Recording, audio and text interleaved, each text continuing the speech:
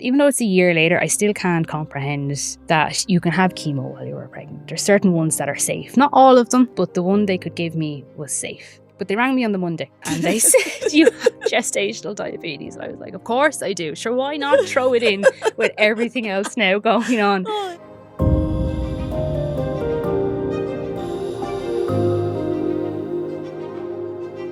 With me now is Hazel Martin.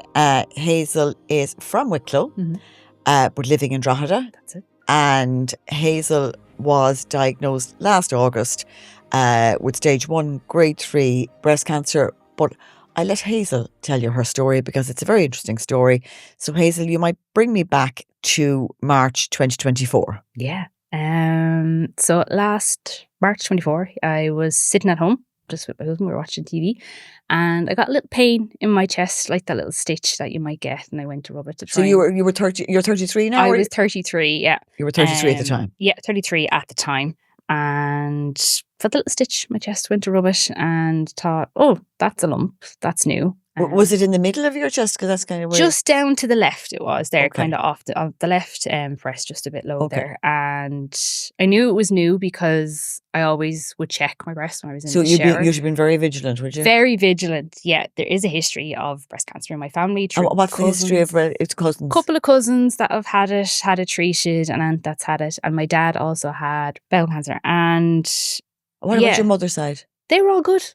Yeah. And have you sisters? Yeah, I have a sister and 2 brothers, and so far all good as well, all healthy. Okay, great. So a bit of a history, but nothing dramatic. Nothing dramatic. So I was always aware of just be aware of changes in your body and the importance of going early if you see a change, which is what we did with my dad at the time with his diagnosis. So said to my husband, "Oh, feel a lump," and he said, "Just go, we'll get it checked, we'll see," which was fine.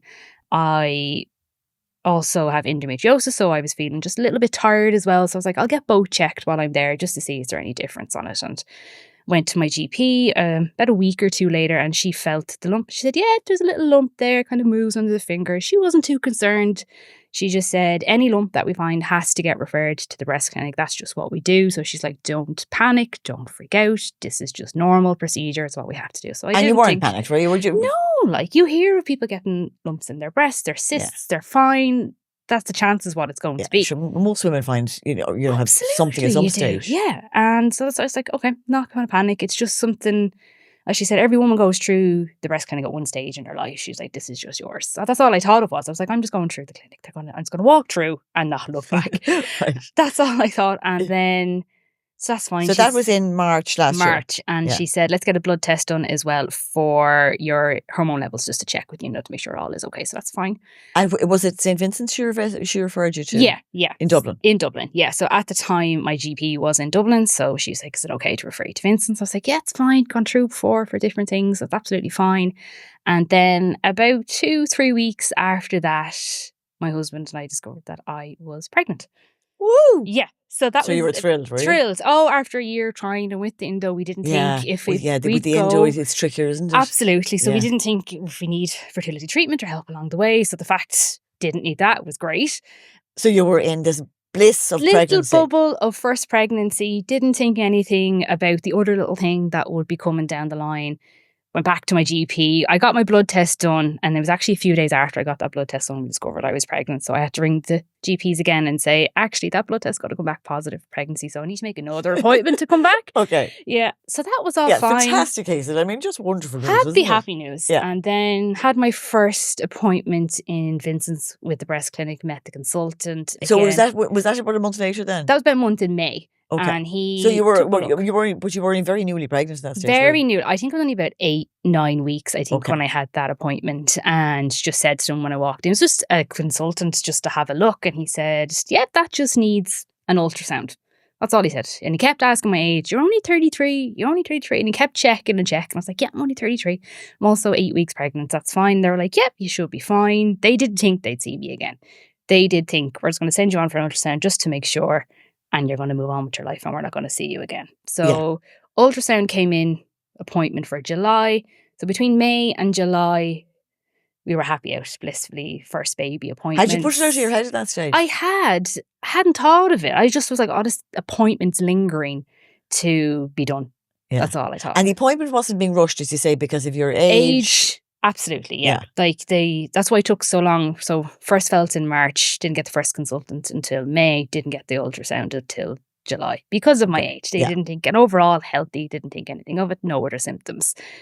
So while waiting for July, then you have your first baby appointment. So it is your ultrasounds are all getting done, all happy. Baby was Yeah. growing away. So your happy, full healthy. concentration at this stage is on Absolutely, the your baby. first Yeah. pregnancy and the baby and And this adjusting to wonderful that, news. getting used to the morning sickness, a few little dizzy spells here and there. So it's just adjusting to life with that. Yeah, for and the you were next- working away as well at the time. You're in working HR, away. aren't I you? was in HR in Yeah. a law firm in Dublin, so commuting up and down a few days as well. Yeah, so getting on with it. And then 29th of July, I'll never forget the date, went into Vincent's. My husband came with me. What's your just- husband's first name? Graham. So Graham. Graham came along with me, and just more for company in case I got a dizzy spell. It's more so if I wasn't feeling well, that at least he was there. And we said, sure, look, we'll get the train in, grab a nice tea, coffee on the way, we'll be fine. And they called me in to get the ultrasound, and I left my phone and everything with Graham because I didn't think I'd need it. I thought it'd be quick. And they looked at it. So Graham's in the car, did he? He came into the waiting area, right, okay. with me, yeah. And I went through to the rooms to get it done, the ultrasound. And she looked at it, the consultant, and she said, we're going to do a biopsy and place a clip and get a mammogram. And straight away I was like, this is different. This has changed. This isn't simple ultrasound, that's a cyst, move on with your life. This is, we need to look further. And as she was doing the scan, she looked under my arm, and I think she's checking if there's anything else there.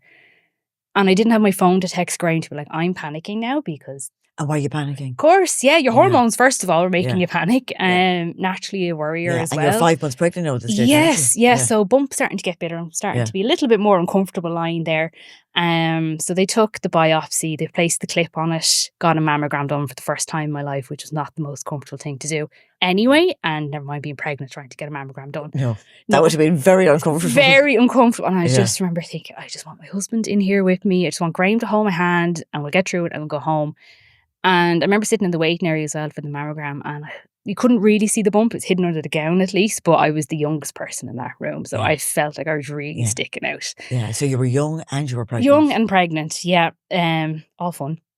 And so they did the mammogram. And at that stage, as you still hadn't told Graham, you were in the waiting area. No, he just thought I was getting an ultrasound done and I'll be out. And it was going on longer, and I forgot to bring my phone. And he's like, this shouldn't take this long. I remember him saying, he's like, she should be out here by now. Like, this isn't taking this long. And I came out and I just sat down next to him and I was like, I think this is more serious. They've done all these tests, further testing. We have to come back now in 2 weeks' time for the results. And he's very of the mind, if we don't have the information, we don't know what's going to happen. So he was okay sitting with it, I guess, for 2 weeks. I wasn't. I was just up the walls. And the worst thing you can do on that is Google everything. And you should never Google. And you didn't do it, did you? Certain times, yeah, I was coming in and out of it. I was like, why did I do that? More so for the reassurance that chances are this is going to come back benign and it's nothing and you move on. That's the so you reassurance. just couldn't stop yourself. Couldn't stop. Worst thing to do, never do it. And then we went back on the 9th of August, and I already had a feeling.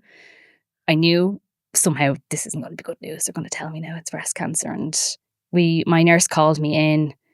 And I went into the room and I met the consultant again that I met back in May, and I knew by his face, he knew he was about to. So Graham was with you now. Graham was with me now. We went back for the results, and I sat down and the doctor, he said, I don't have good news. And I just remember Graham grabbing my hand and he just grabbed it and he's like, what's the plan? And I just remember holding my belly as well, thinking, like, I remember asking the question, am I going to die? Am I going to lose my baby? Like, how far along now were you at this stage? So in August, I was 5 months. Yeah. And you had your 20-week scan? And I had 2 days before that news. So that was on Friday. On the Wednesday, I'd had my 20-week scan and everything was great. Baby's grown happy, healthy. So you had all this fantastic news Again, in one more hand. good news. Yeah. And then within 2 days, your world is just flipped upside down and you have so many questions going through your head. Hazel. And what was the actual diagnosis? I mean, how was it explained to you? So it was stage 1 breast cancer, grade 3, because of the size of the tumour then for it. So that's all they knew at the moment. The bit of good news that did come out of it is because the consultant at the time looked underneath my arms for the lymph nodes under there, they actually looked fine, she thought. And I was like, how can she tell that from an ultrasound? But because I was pregnant as well, I couldn't get further radiation put into me of what was needed. Yeah, so your treatment plan was going to be vastly Very different. different, yeah. So normally people straight into chemo, surgery at the end, radiation. Mine was surgery first because they were able to give me a little bit more radiation to track the cancer path to my lymph nodes to see if it had spread. So that's how they did that. And they took 6 lymph nodes from me from my surgery. So I had a lumpectomy. So when did you have the surgery? 2 weeks after that, the 19th of August. Wow. Yeah. And how invasive was the surgery? It was, they could have let me home that day, they said. It was just a lumpectomy, as if it's that simple. It was a lumpectomy where they took the lump out, hoping for clear margins, so they didn't have to go back in again, and to check the lymph nodes as well. So they had to check the lymph nodes for the surgery. So originally he said he was going to take 2, but it turns out he took 6, which were all clear, thankfully. But he took 6 in the end, yeah, just to make sure, like he really followed that path to make sure that it definitely hadn't spread. So it hadn't spread, which was great. That was the best news, I think, so that we got from it all. In all of that, it's finding the good news, and it was, that the cancer hadn't spread. Yeah, and you take all the best bits you can get. You take every bit of good news, and we were like, that cancer hasn't spread. I know I had chemo to start in a couple of months' time, was pregnant. But right now, you'd had the surgery and you were going to have radio. It was surgery, chemo, another surgery, because we found out as well he didn't get quite the clear margins, but it was a small amount, he said, which would require a second surgery. But he said, after your chemo, that's next year. He said, like, let's get you into your chemo first because we don't want to delay it. And he said, we can delay your surgery, you can't delay the chemo, so let's start the chemo now. So you started the chemo whilst I was pregnant. God, that's very tough, Hazel, isn't it? It's something I still can't, even though it's a year later, I still can't comprehend that you can have chemo while you were pregnant. There's certain ones that are safe. Not all of them, the different ones, but the one they could give me was safe. Of course, because they wouldn't have it on your treatment plan. Of course, yeah. So where were you having the chemo? So in Vincent's as well, yeah. And actually, sorry now, can I bring you back? So Graham knows now. Yeah.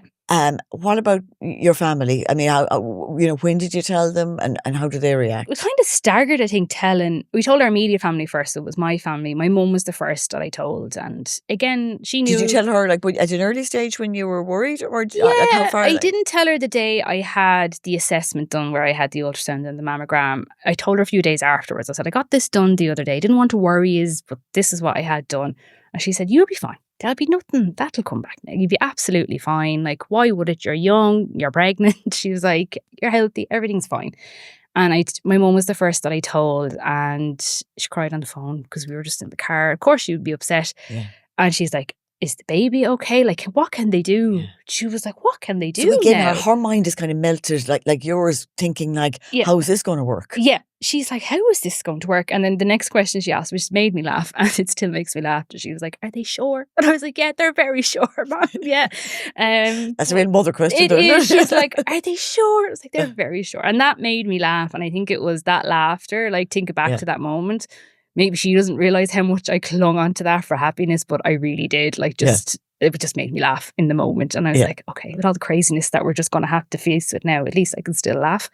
And then throughout the day, it was telling my brothers, my sister, telling Graham's family then as well. I kind of did it a little bit over the weekend as well, kind of staggered telling people, because you're repeating the story, which is hard to do over and over. And it's tough news coming in top of such good news about the pregnancy. So everyone is thrilled for you. Absolutely. Knowing, that you really wanted the baby and that it was difficult for you. And here you are.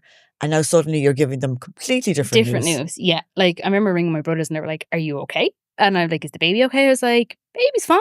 Baby's doing great. Because I would have told them the news. Same for my sister a few days before when we had the scan, that everything is great. And they just said, you're going to get through this. That's what they said. When my dad was diagnosed, he always said, trust the plan. And I took lead from that. I was like, I just have to trust the plan. And they have a plan that's solid. They're very confident in the plan. So I just have to trust. And again, like, that's a great thing to say, Hazel. And again, for any woman listening, just to say, trust the plan. I mean, they're the experts, so trust the plan. They've done it. They've gone through it. They know it's there. The research that's been done is phenomenal. It's phenomenal. Like, I remember, like, when I said, is this going to kill me? Like, the consultant did laugh because he's like, absolutely not. He's like, the advancements in breast cancer care, the treatments for it, it is that's scary. What we're saying. That's why there is the National Breast Cancer Research Institute, and that's what they do. Yeah, for this reason. And there's different kinds of breast cancers. Like, mine was triple negative. It's scary hearing all of it. So you have breast cancer triple negative, you're HER2 negative, or different women's then as well. They have different diagnoses, but like it's breast cancer scary isn't just hearing. breast cancer. No. Yeah. So And I the think reason that's why we important. have these breakdowns, I guess, of the different types of ones, it's for your treatment plan. Of course. And it sounds scary hearing it, and you're thinking, what does that mean? Is it going, is this going to destroy my life? What's the outcome of this? But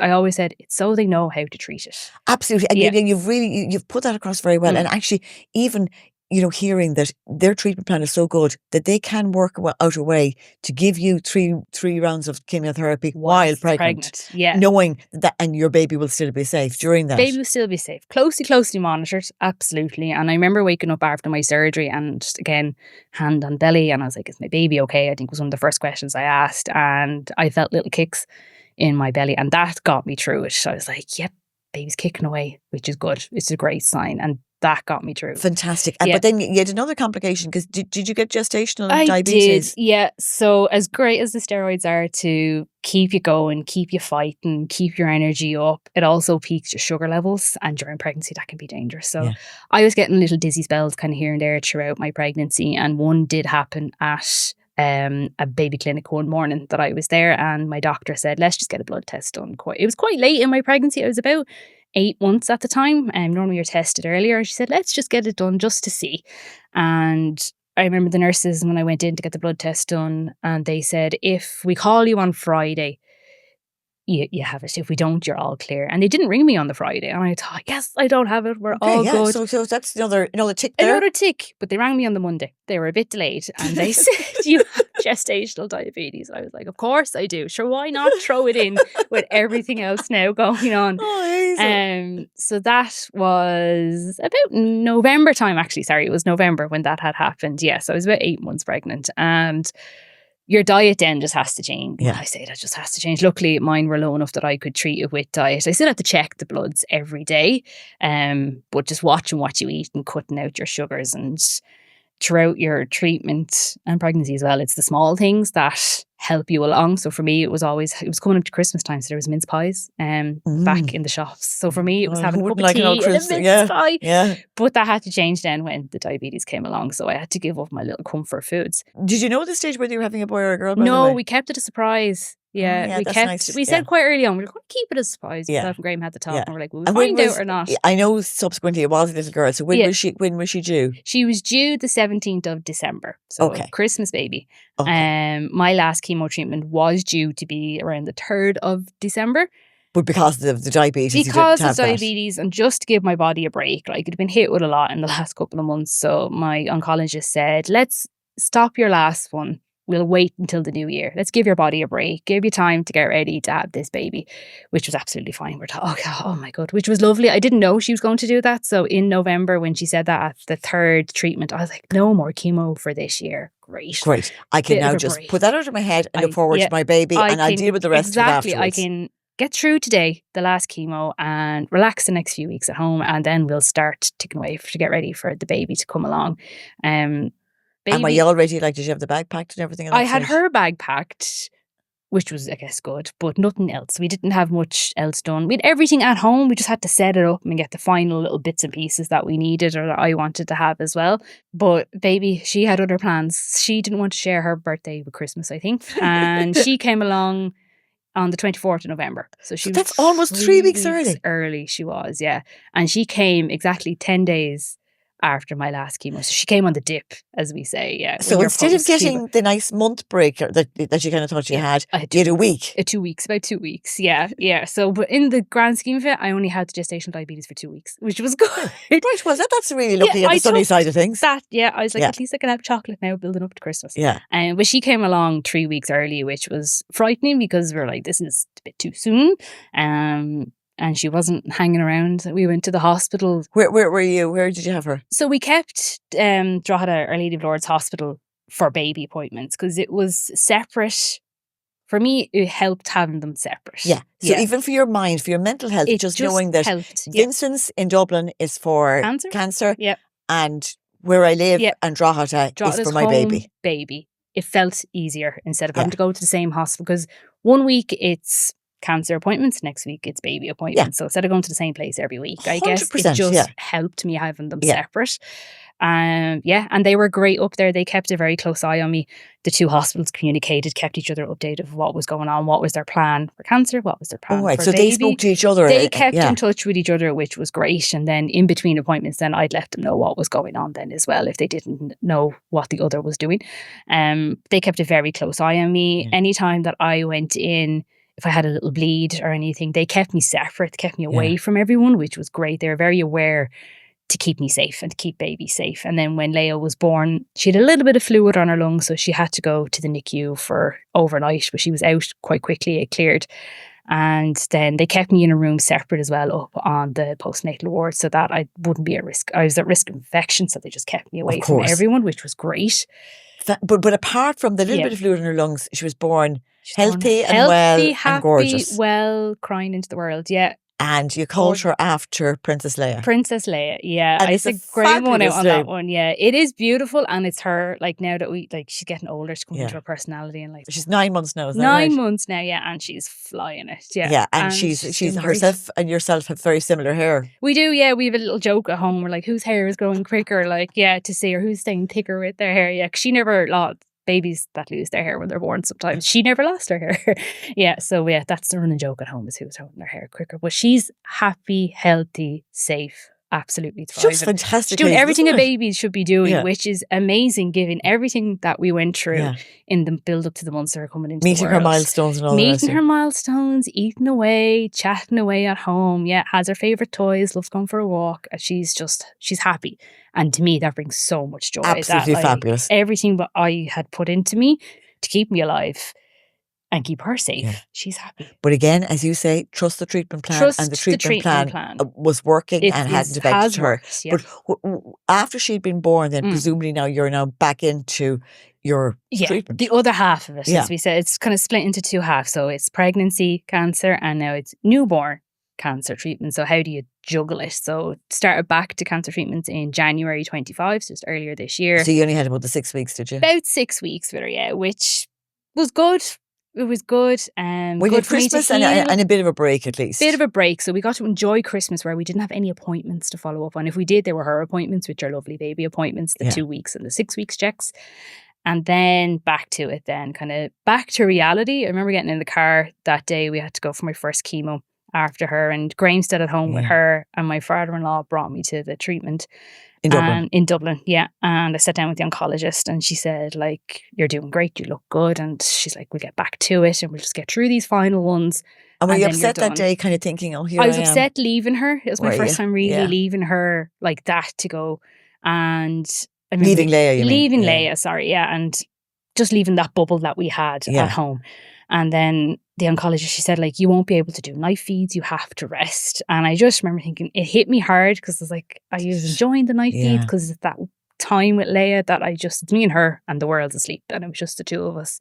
So that broke me, that I had to give those up. It's tough for Hazel, very tough, and have to listen to someone else kind of feeding her, or to Graham feeding her, and like chatting away to her. And you feel like that mom guilt really kicks in, that I should be doing that. Like, why am I not in there with her? Even though there's nothing you can do about nothing I can do. And I had to remind myself as well, one of the breast care nurses, she said to me throughout it all, what's best for me is best for baby.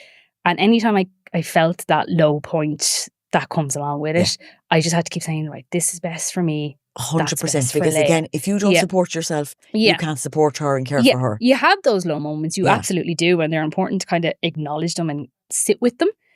But what's best for me was best for her, and that's what I kept telling myself. Like, you'll be no good to her, you know. No, if I tried to push through it, it'll lead me getting more and more tired. I could end up back in hospital. I could pick up and your well-being, your mental well-being, everything. It's not good to push through it. It really isn't. So what was best for me was best for her. So then we finished the AC, moved on then to the Taxol treatment that you had to wait till after pregnancy. So it was 4 rounds of that, which started in February 25, and they were longer. The AC was only 40 minutes, whereas the AC chemotherapy was at 40 minutes. Yeah, that first one was 40 minutes, and then the second, the Taxol, that's about 3 hours then to get done. Plus you're waiting the hour beforehand for your bloods, plus then you're waiting nearly half an hour to get the line flushed and cleared. And you're coming down to Dublin, so it's a day. The day is long. Yeah. It is long, and you're wrecked coming home then from it. But the Taxol, it was a bit different than the AC. And how many rounds of that did you say? 4. 4. So 4 rounds of each, 4 rounds of AC, Yeah. 4 rounds of the Taxol then. The Taxol, I think, well, the AC I felt heavier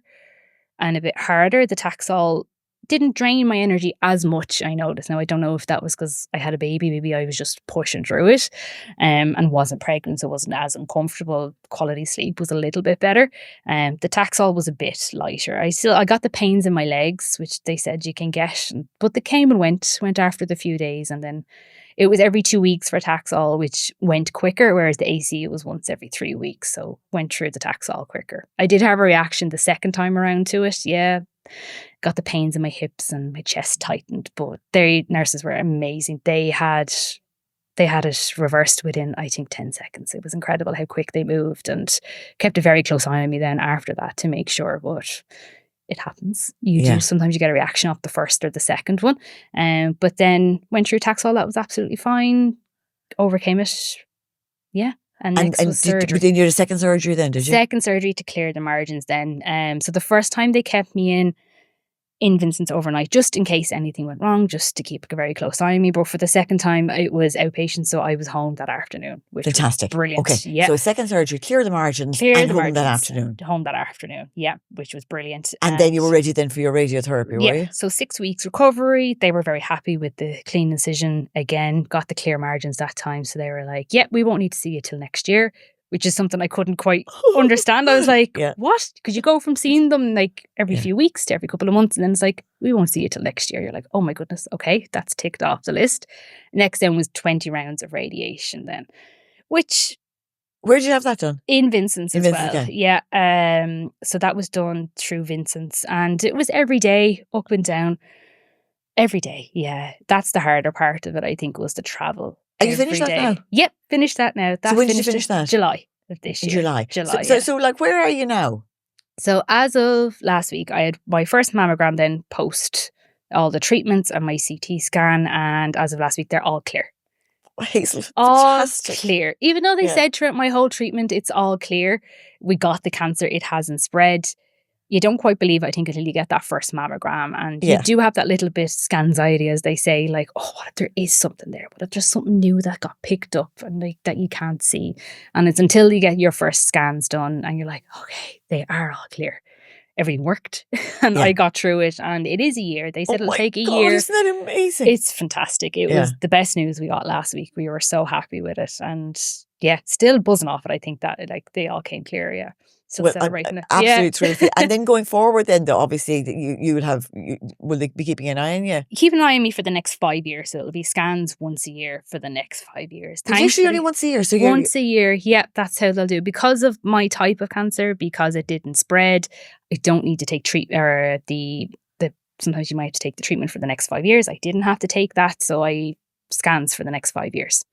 Fantastic. It was so you surprising. can get on with your life and your baby now. Yes, yeah. And we can start our lives as that way. Actually, you can start because your life. As much as you're adjusting to life with a newborn, you're kind of living nearly week to week with her, that you're hitting all the milestones. But now you can really start planning and looking ahead, and like the appointments have gotten less and less. So instead of having to check, oh, do we have an appointment this week or next week? We don't have to do that anymore now, which is great. Yeah. So you already feel that. You already feel like it's pushed behind you.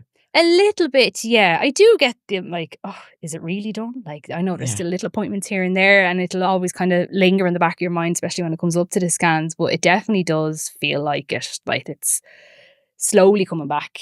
Like they say, like your life, what is it like normal before it? Ours won't be like that because we had a baby in the middle of it. Yeah. So we're just adjusting to our new life now with Leia and how we go about it and what we want to do. Yeah. That's so fantastic. And tell me, and then in terms of work, how have you dealt with that? Work have been amazing. So I worked in HR at a law firm in Dublin, and they really did look after me so well. Like we're normally the people looking after other people and giving advice on how to use your leave. But for me, they really did. They said, this is for us to look after now. You need to take your leave. You need to look after yourself. So I went on sick leave from the day I found out, just with the pregnancy. It was probably too much to try and go back to work as well and deal with all of it. So I've been on sick leave since then.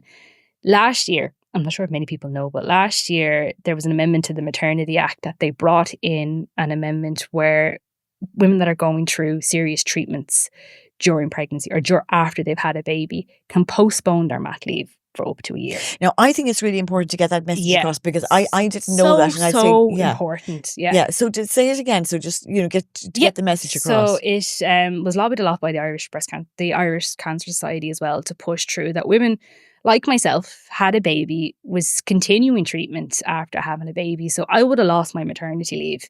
I would have had to use my maternity leave whilst going through this So treatment. you'd have lost the enjoyment, not just of your maternity, but actually the time. The time. I would have lost the time with my baby to be at home with her and to nurture her and to enjoy that time together as a family at home, because it would have been taken away.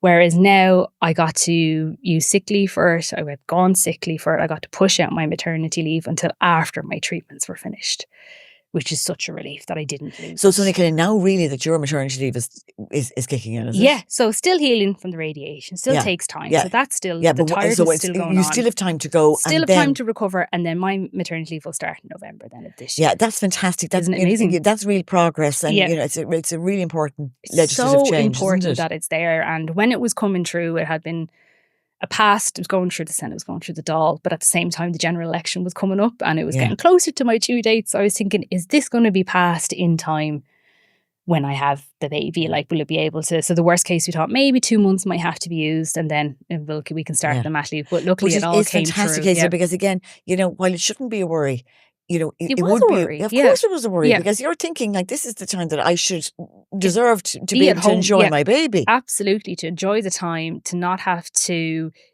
feel like it's being used or kind of tainted. On appointments up and down to Vincent's. Up and down to Vincent's, with chemo, with surgery or radiation. It wasn't tainted. So that was sick time. And now baby time now is coming up. Okay, so in a bit like the way you split the sick hospital and the baby hospital. Split the leave now as you're well. splitting the leave as which well. Which is great. So fantastic. Great for your head and great for everything else. Absolutely, because as I say, you don't feel like you're losing out on that precious time with the baby. Yeah. And there's nothing worse than kind of feeling like, it's bad enough going through it, but I also lost all this as well. So because you're already feeling guilty that like you're going to these appointments and you're, as I said, I had to give Leia to family and to friends to hold and mind her, and we're incredible with the family we had around her that could come down and stay with us for a couple of days and help with night feeds. So I was able to do that and recover and get better. And now as we're getting more better and more along the lines, I'm able to just enjoy the time with her now at home. It's a great ending to a very tricky year for you. I mean, to say the least. I mean, a tricky year isn't even in it. It's a tricky year, a tricky year and a half, actually, really, to be honest with you. So just by the time the maternity leave starts, just be over a year and a half. Was there anything else that helped you, to get you through it, or that, did you mention a book earlier? Yes. So what really helped, when I got the diagnosis, my consultant, I remember saying to him, like, first, was I going to die and how is this going to happen? And he said, you need to read a book by Evelyn O'Rourke called Dear Ross, who went through very similar story to mine, who asked the same questions, and he said, read the book, I think it'll help. And Evelyn shares her story so beautifully in the book, where she went through the same. She was diagnosed with breast cancer while pregnant with her second son, and she shared the story of going through both, as we said, the paths cross over, your treatment and your pregnancy paths cross over. And she shared that story, and it really helped me because I asked those questions, a very similar treatment plan as well. And I remember reading it coming up to certain appointments as well. I was like, okay, this is what I'm going to expect at this appointment. This is what I'm going to expect after the surgery and through the chemo as well. So it really did help me, like, okay, she got through it. It's so many years later now. And I reached out to her as well, and I just wanted to thank her for sharing the story, because that really helped me focus to be like, okay, I can get through this, because she got through it while pregnant and my baby's going to be healthy. And Evelyn was amazing. She shared more of the story, and it was just how healthy her son is now is incredible to see. Like, no effects, no side effects, happy, healthy. Well, I mean, I think, Hazel, anyone listening today, they can read Evelyn O'Rourke's book, but I mean, I also think you sharing your story on Staying Your Breast with the National Breast Cancer Research Institute and myself is fantastic, because you've really spoken beautifully, and you've kind of brought together your cancer journey and your pregnancy journey and the very good outcome that you have, and your trust and faith in treatment plan, which I think is really important. So, I mean, I don't know if you've got any last special pearls of wisdom for us here. I don't know. When you go through, as I said, trust the treatment plan is important, because it does help. They're very confident in it, your medical team, that it's going to work. So mentally, it helps you as well get through it. one of the really good bit of advice actually I got was from my breast care nurse. And it was a few days afterwards I got the diagnosis. She rang me to check in and I said again, am I going to be okay? And she said, you can't see it now and you're not going to see it now, but you will be. She said, you're in the forest and there's loads of trees all around you and it's dark and there's a little path there along the way and you can't see it now, but it gets brighter. And with each appointment as you go along, the trees come away and the path gets brighter. And I was like, one appointment at a time. And then myself and Graham had a thing then and we'd say one appointment at a time. So try not to get overwhelmed. It's very easy to say now, but I did get overwhelmed from time to time of thinking like, what are we going to do when the baby's here and I have to have chemo or radiation? But we weren't there yet. So it's one appointment at a time that you take it and you're coming through the forest and it does get brighter. It does. The trees start to fall away and you start to see a life outside of the forest. And once you get to the end of it, it's beautiful then. Well, I don't think we could end the podcast with you with any better image than of you reaching the clearing in the forest. Yeah, clear the forest. Yeah. So you put that beautifully and, enjoy baby Leia and enjoy your maternity leave and the best of luck for the future. And thank you so much for sharing your story this morning, Hazel. No, thank you for giving me the space to share it. And if we can help one person, that makes all the difference. It's worth it then. Thank you. Thank you.